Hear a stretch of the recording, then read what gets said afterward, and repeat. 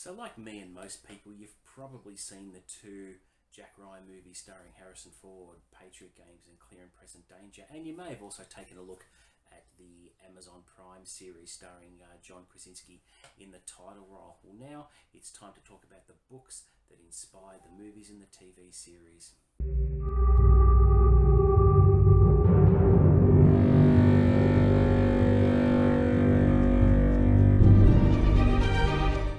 What's up guys, welcome back to the channel. Today I'll be talking about why you should read Tom Clancy's Jack Ryan series. Now I've known about the series for quite a number of years. I remember my stepdad being a really big Tom Clancy fan back when I was growing up, and at the time I couldn't understand the allure of a book that thick that he used to love, and I always felt intimidated by that kind of book, and I had no idea what the books were about, had no idea that the content would be so awesome as I would discover years later.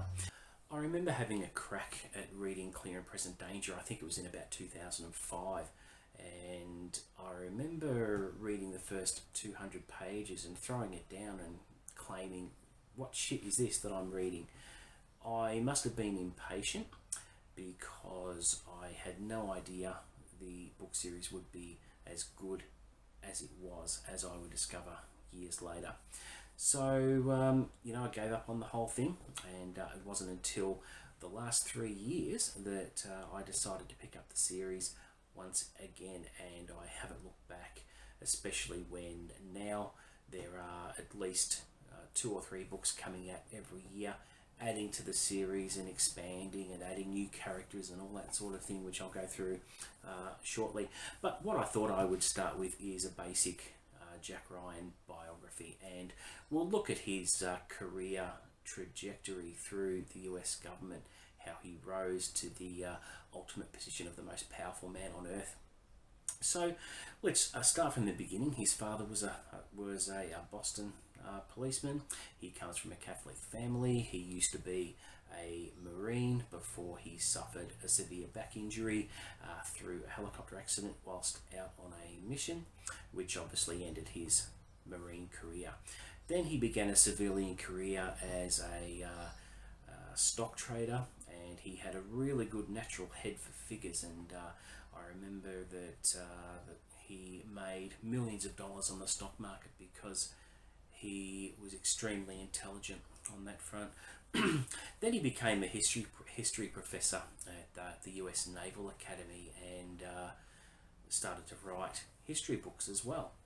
And then he became a CIA analyst. I think the CIA found his analytical skills irresistible and attractive, and in recruiting him to analyze data and ultimately look at limited field work as well, where in some of the early books he worked with a super spy at the time called Mary Pat Foley, who was doing a lot of clandestine work in Russia at the time. Now, then he went into the position of Deputy Director of Intelligence. He was appointed that position by James Greer, Admiral James Greer, who fell sick, and he felt that he needed Jack's expertise in his role whilst he was out of action.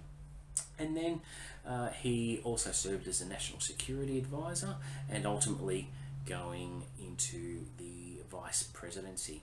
Now, going into the vice presidency, he was reluctant in taking up that mantle. He didn't feel it was for him, but the acting president at the time that became his friend convinced him to take the role.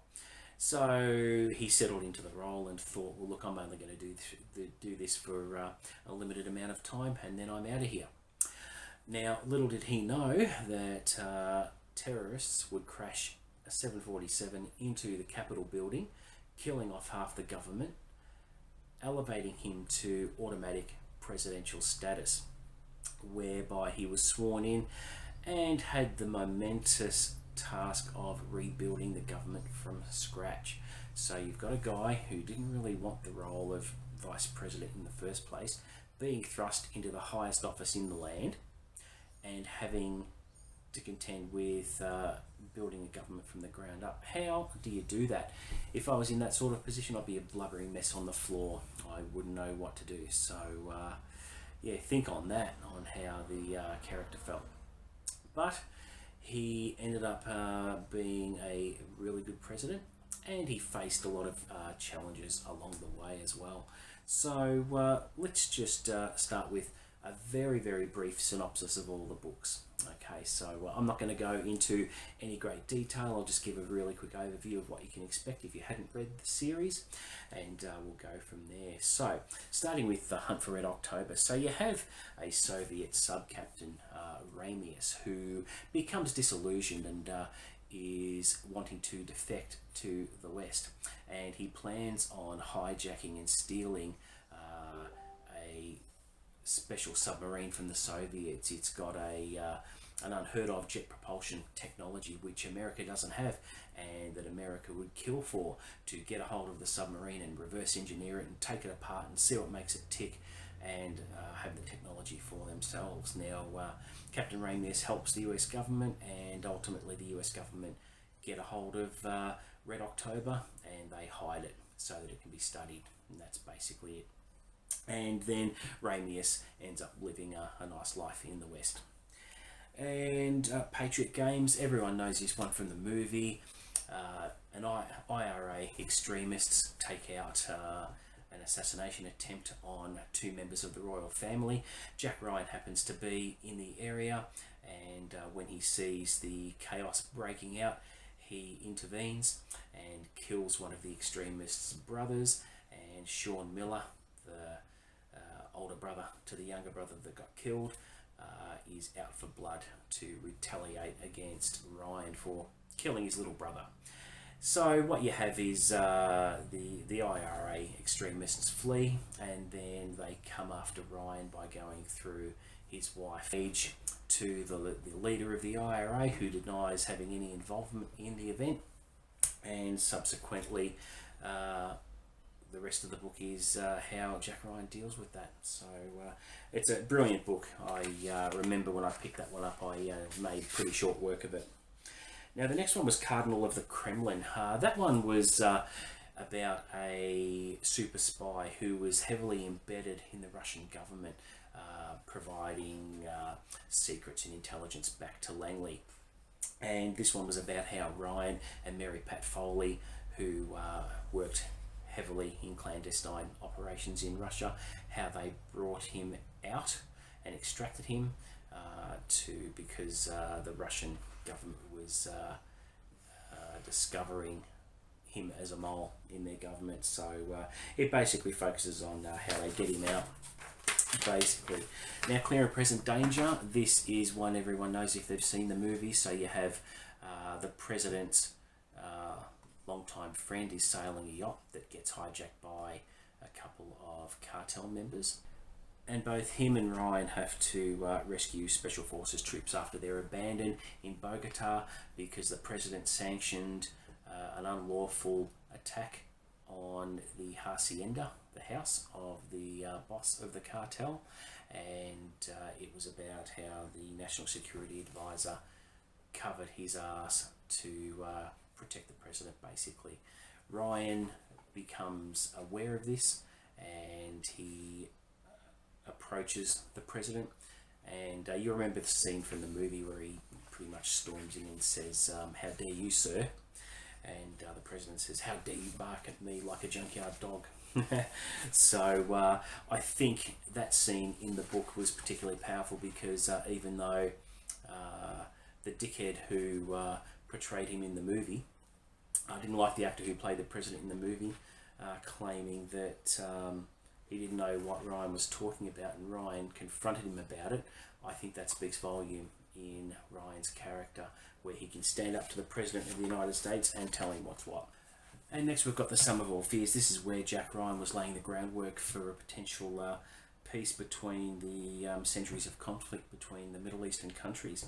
And it was a final desperate bid to play, but one terrible act and distrustful mouths collide, and the philandering US president seems unable to cope with the crisis. This is where President Keelty, I think his name is, he's an untested president. He is a bit of a tosser. Ryan doesn't like him, and with the world on the verge of nuclear disaster, Ryan has to seek a solution before the chiefs of state lose control of the world. So that's a really good one. And Without Remorse. Now, I won't go into much more of the books, otherwise I'll be here for about 9 hours, but just giving you an idea of the introduction of Ryan's character. Now, Without Remorse was a different book. It wasn't a Jack Ryan book. It was the origin story of John Kelly, who later becomes John Clark. Now, the woman he loves is killed by drug dealers, and he's an ex-Navy SEAL, so he has really good skills in assassinations and that sort of thing. Now, he sets out on a vendetta to actually kill all the drug dealers that were a part of having the love of his life killed. He's called upon by the CIA to carry out an insurgent mission into Vietnam to rescue some POWs, and he pulls that off, and the CIA don't really want to let him go, and they offer him a job out of it, so he becomes a Special Forces op and reaches legendary status in the later books. Okay, now one more I want to touch on is Debt of Honor. So a potential war between US and Japan is imminent, and Japan, after attacking America's financial infrastructure. So Ryan is made president for the remainder of his predecessor's term because the tosser got fired. Okay, this is when the Japanese 747 Boeing crashes into the Capitol building, wiping everyone out within the building pretty much, and Ryan is faced with rebuilding the government from scratch. There are other books that I won't go into because I'd be here all day. We have Executive Orders, Rainbow Six, Bear and the Dragon, and Red Rabbit, and then we get into the campus novels, which I'll go into in a moment. So after Red Rabbit, Tom Clancy had a bit of a break from writing. I think it was 17 years before he released Teeth of the Tiger, which is the first novel to feature the campus, which is an ultra-secret agency that fights terrorism off American shores and avoids congressional oversight, so it operates in secret, and the only people that know about the existence of this agency is President Ryan and the ex-senator that runs Henley Associates, the front for the campus. Now, Henley Associates is an above board and legitimate financial trading firm, so it's the perfect cover, and it also is great in financing the activities the campus take out. And what I think is really cool is before resigning the presidency, he did temporarily leave the presidency. He signed 100 presidential pardons so that if any of the operatives fell into trouble or were going to get prosecuted for anything happening on US soil, they would be pardoned with the presidential pardons. So 100 of those are kept in a safe at Henley Associates, which I found pretty cool. Now, before I get into the Jack Ryan Jr. series, I will touch upon a couple of things here. So Jack Ryan was featured in 21 novels, which have been written by Tom Clancy, Mark Greaney, Mike Madden, and more recently, Mark Cameron. Now, Clancy solely wrote most of his novels up to 2010, and then his next novels were written by Greaney and Blackwood, and Clancy actually passed away in 2013. So Greaney and Cameron took over the character in their own respective contributions there and added their own flavour to the franchise. Both of these authors are very good, and I've enjoyed their takes on the characters and that sort of thing. And that's all the notes I have, so the rest I'm going to do without notes. So we'll see how we go. So as time goes on, the campus experience all sorts of different challenges. They have to fight different enemies, they have to fend off financial attacks from hackers, terrorists, the list just goes on, and I would be here all day if I went through all of them. But I'll go into Jack Ryan Jr. now. We'll focus on him a little bit because throughout the older books we see Jack Ryan Jr. as a kid growing up alongside his sister Sally, and By the time we get to Teeth of the Tiger, Jack Ryan is out of college. He's, I think he's in his early 20s, and just like his dad, he has a good head for figures, and ultimately gets a position at Henley Associates as a financial analyst. But being a bit like his dad, he doesn't want to settle for a career in just finance. He feels compelled and wants to pursue a career in assisting in the fight against terror. And I remember the earlier Jack Ryan Jr. books, he pesters John Clark, who is the leader of the clandestine group, hassling him for a job, saying, I can do this as well as anyone, give me a shot, give me a shot. And along with his cousins, he eventually enters the campus and starts going on missions and that sort of thing. What I love about the Jack Ryan Jr. series in particular is how Jack Ryan starts off very green and he doesn't know what he's doing, and he has to learn self-defense from scratch. He has to learn how to shoot. He has to learn tricks of tradecraft and surveillance and all that sort of thing, all the tools that one of the campus operators needs in order to get the job done. So there are heaps of books in the series that feature Jack Ryan Jr. Just have a look at the cover art there. I think the artists that do these covers are amazing. You can see here it follows the same theme and the same font on the spine. Very attractive books, very eye-catching.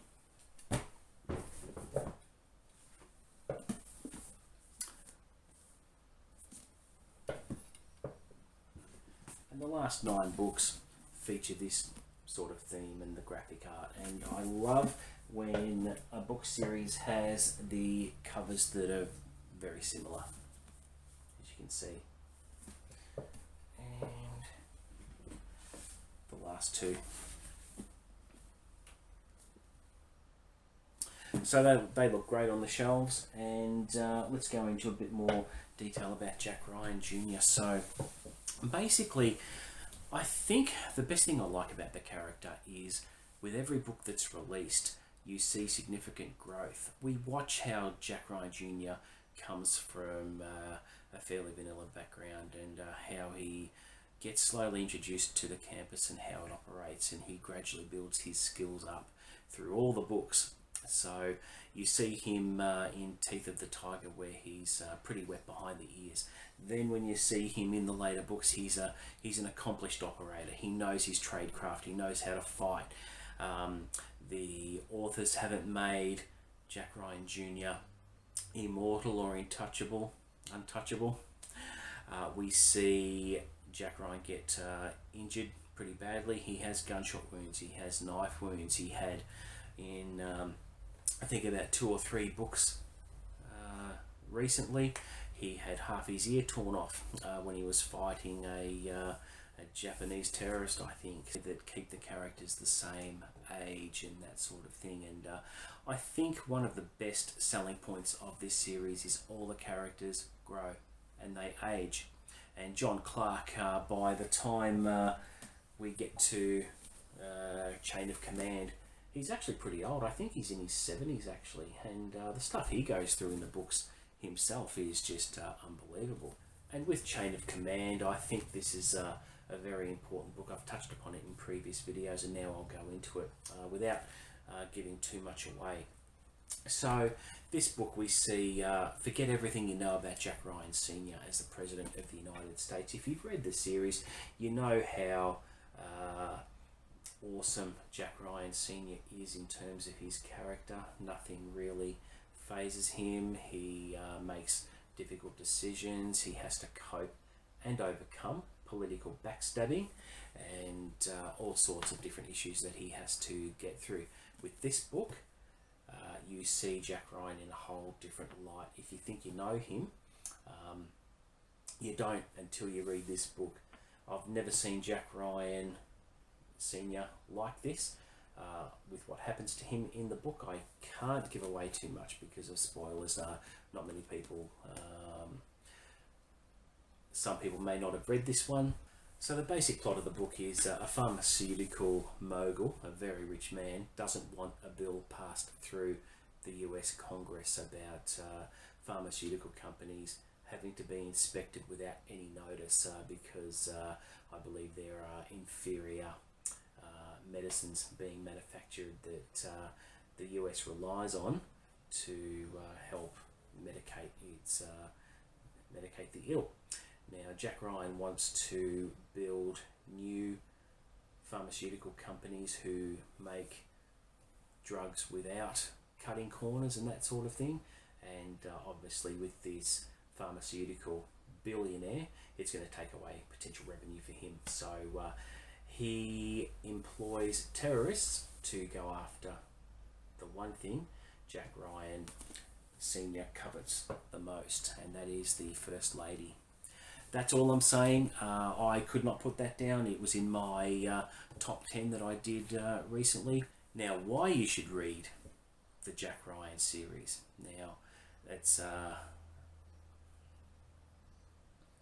very straightforward answer. It's got terrorists, it's got political backstabbing, it's got cool dogfighting, it's got aerial battles, sea battles, cutting edge technology, it's got financial hackers, it's got gunfights, knife fights, it's got awesome characters. He's built up a really good inner circle in his government. He has a great chief of staff and a national security advisor, and he works very closely with Mary Pat Foley, who was the spy who used to work in Russia during the Cold War days, and they've had a long working relationship, and I love the interaction between the two of them when this new crisis unfolds that Jack Ryan has to deal with.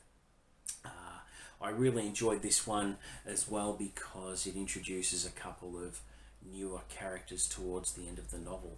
I remember in Chain of Command where a motorcycle cop intervenes and helps foil the assassin's goal, and at the end of it, as I suspected about 2/3 into the book, there's going to be new blood in the campus, and I thought that was a brilliant masterstroke because the addition of new characters opens up more possibilities for the franchise to move forward, and it just goes to show how realistic the writers are making the series. I mean, Jack Ryan Sr. and John Clark aren't going to last forever, and as the series goes on, eventually they may pass and new blood comes in and the series gets reignited for many years to come, and I'm hoping there's going to be plenty of other books in the series that come out.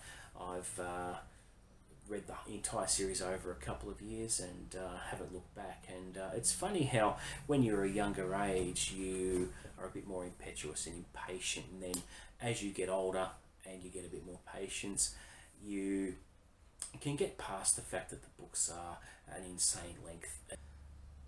So try not to let the length of the book put you off. Yes, there's a lot of technical description in the earlier books, but at the heart of it all is really good stories, really good characters. Persevere with it, and like I did, and I grew to love the series. And as soon as I got Patriot Games read and Clear and Present Danger read for the second time, it really ignited my appetite to devour the series. And when the newer books were being written, they're a lot shorter as well, the newer books, so they're easier to get through, and I'm looking forward to what's in store for Jack Ryan Sr. and Jr. in the years to come. So do yourself a favour, start off with Without Remorse. I read them through chronologically, so Without Remorse introduces John Clark, and you go from there, and yeah, you won't be disappointed. But let me know in the comments below if you've actually read any of the Tom Clancy books, and hopefully you found this segment informative, and it may just convince you to pick it up for the first time, and I guarantee you won't regret it. You'll become hooked just like I did. So please give me the feedback in the comments. As always, I will respond to those, and thank you for watching, and as always, please like and subscribe to my channel, and I'll be putting out more content.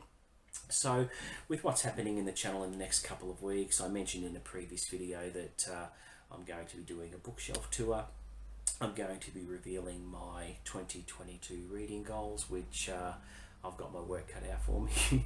So I mentioned in a previous video that I've burnt myself out a little bit, so I'm really struggling with the 800-page book I'm reading at the moment, which I hope to get finished by the end of the day tomorrow. So that is it from me for now, and until next time, I'll see you later.